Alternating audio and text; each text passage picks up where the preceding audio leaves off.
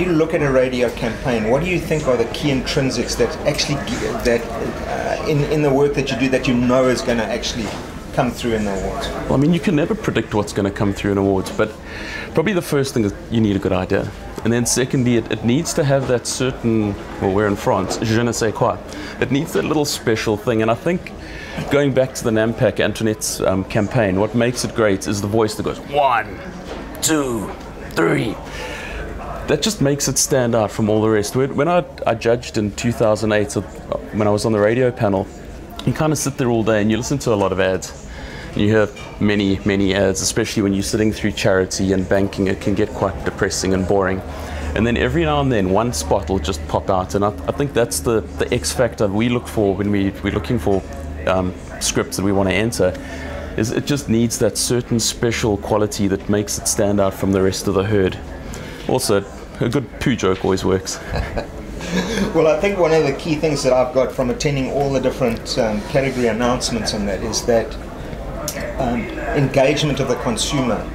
So for me, I think, if I look at the radio that is really working, I think where, as the listener on that radio, whether I'm driving to work or whatever it is, you can actually sit yourself into that situation that the ad is actually projecting on you. It's when it really connects. It's the theatre of the mind. And I think the same thing exists, within the chairman. I mean, within the juries. So that human connection of just relating to real life, situations that people can relate to. And I think the funny thing is when you judge in Cannes, you're obviously sitting with your headphones on, and it's kind of a lonely experience. So when you do get that kind of spot that just engages with you beautifully, it just sucks you in. What did you think of the call goal idea? Well, that was a use of radio. I thought it was a really interesting idea. I thought, I know that the success rate was massive. Must have been phenomenal. It started off as a radio concept, and obviously it just went out to social media. Social media then spread and got people listening the next morning to and here we what's go. going to happen next. Back to the ecosystem and invention. That's a very inventive idea that takes you to a different place. Another idea that came from last year, it's actually the chairman, I think it was one of Ralph's pieces of work, but what they did was for, I think it was also Strepsils or one of the throat lozenges.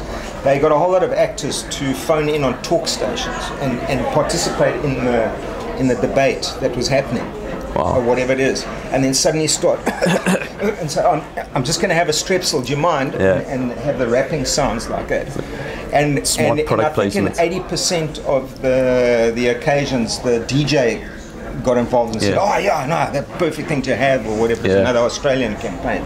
And I mean, they generated, I don't know, hundreds of millions of Australian dollars in actual free airtime. And again, that was just being very clever. But I think that's that X factor that when you're sitting judging, that suddenly just pops out and stands out as being different. And probably my piece of advice to anyone who wants to win on radio is just try and be different from the herd.